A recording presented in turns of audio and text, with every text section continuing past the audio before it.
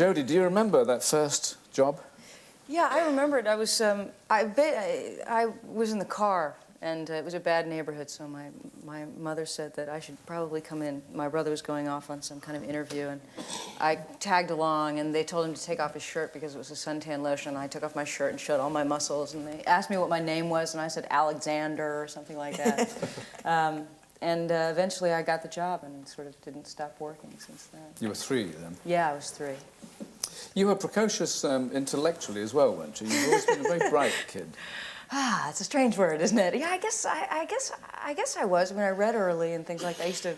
We used to go to Mexico all the time, and I'd read all the beer commercial things on the side of the highway and stuff like that in Spanish. Yeah, I guess so. And you were reading and rejecting scripts at the age of 5?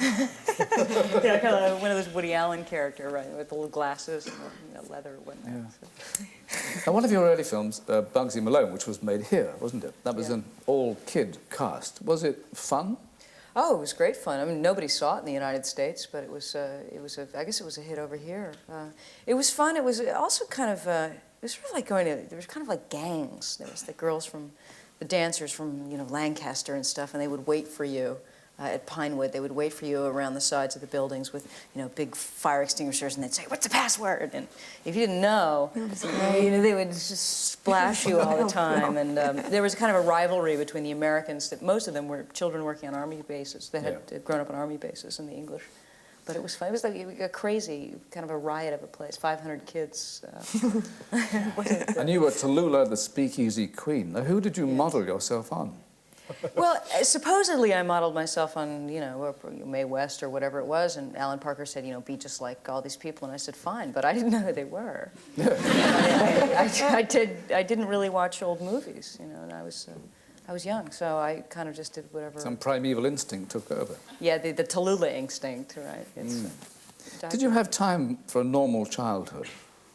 I guess so. I mean, I think my childhood was really healthy. I'm sure it probably wasn't normal in that it wasn't like everybody else's, but it was a great education. I got to travel all over the place, and there was a certain kind of confidence that was instilled in me at a very illusory confidence. I mean, there's no reason why anybody was so nice to me, but which I think is important for kids. Your mum is your manager too. Has she always been totally in charge of your life? Well, not totally in charge of my life, but she's always traveled with me. There were a few years where I decided that I wanted to travel alone, and then I got very lonely. I get very lonely when I work, and it's nice having her around because I'm mean to her and she doesn't care. She doesn't hate me forever or leave or something like that. She doesn't mind so much. But how did she allow you, at the age of 12, to play the part of a child prostitute in Taxi Driver? Well, Martin Scorsese is, I think, is the greatest American director that we have right now, and we were a big fan of his from Mean Streets, and I had done a film with him. Alice doesn't live here anymore. So, in fact, Martin really, he really thought I could do the part. My mother wasn't convinced that I really could do it, that I was sort of sophisticated enough to do it. So he kind of prodded us into it. But we're a pretty open-minded family. I mean, we marched in civil rights and all that kind of stuff. Did you actually see the film? Oh, yeah. I couldn't see it in England. I tried to go see it in England, but they wouldn't let me in. I was under 18. Yeah. Did you see it, Dusty and Austin? Taxi Driver, yeah. Yeah, it's kind of a great... It was stunning. I mean, it was...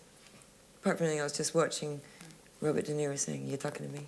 Yeah. Just the way he used to rehearse in front of that mirror. And I mean, it really, you saw the madness coming.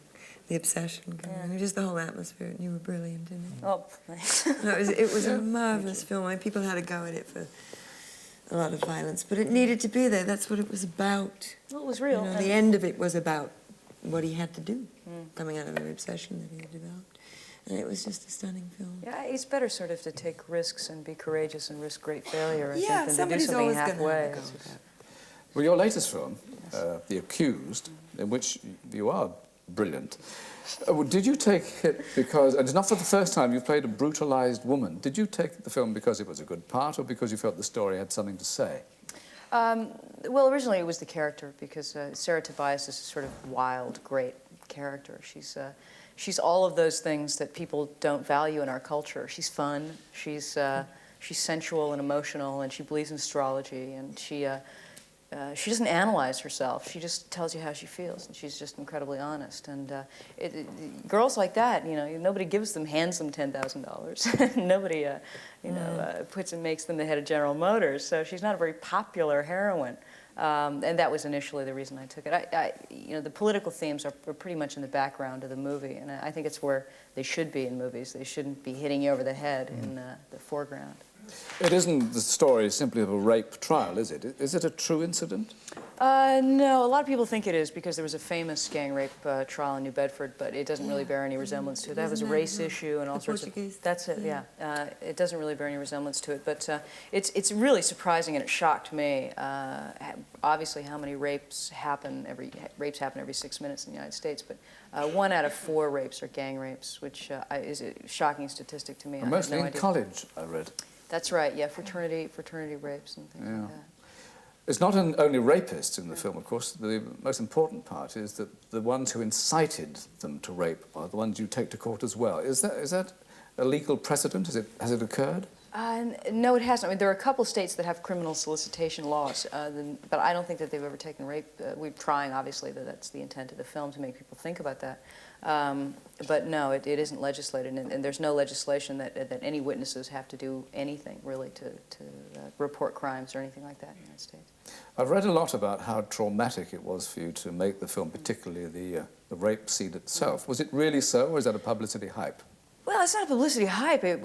Sure, it was difficult, but I tell you, I don't think I've ever been as happy making a movie as on this one, because every night you came home and it's a good film, and it's about real people, and it's also, Sarah has a great sense of humor, and what's great about her is that nobody's going to kill that. You know, she doesn't turn into some sort of, there is no such thing as a victim personality. It doesn't exist. Anybody can be a victim, and she's willing to fight for her dignity, and she really has a lot of integrity, I think. Is this the kind of film that you two would like to see, do you feel, from what you've heard? Very much so. I think if it's as described in The Guardian, as you describe it now, The Guardian incidentally said it was based on a true incident, so much for facts.